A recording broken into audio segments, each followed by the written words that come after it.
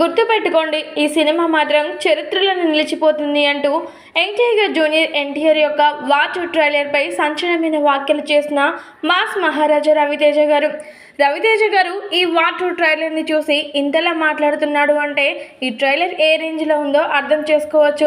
NTR junior NTR, Hrithik Roshan కథానాయకులుగా నటిస్తున్నటువంటి అద్భుతమైన చిత్రం watch. NTR ఈ చిత్రంతో బాలీవుడ్ ఎంట్రీ గ్రాండ్గా ఇవ్వబోతూ ఉన్నాడు. అయితే మరి ఈ సినిమా ఆగస్టు 14వ తేదీన ప్రేక్షకుల ముందుకు రాబోతోంది. ఈ సందర్భంగా శుక్రవారం రోజున ట్రైలర్ని చాలా గ్రాండ్గా విడుదల చేశారు.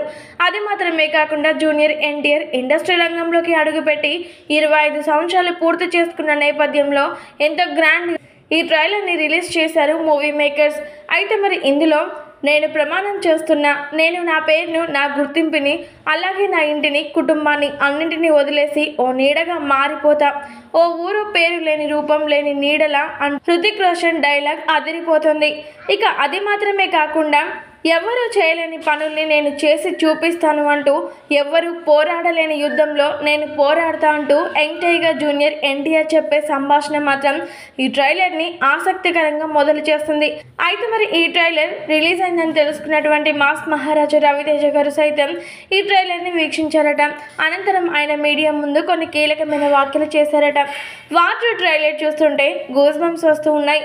Junior NTR dialogues, Hrithik Roshan powerful dialogues ఇవన్నీ కూడా నాకు ఎంతగానో ఆకట్టుకున్నాయి.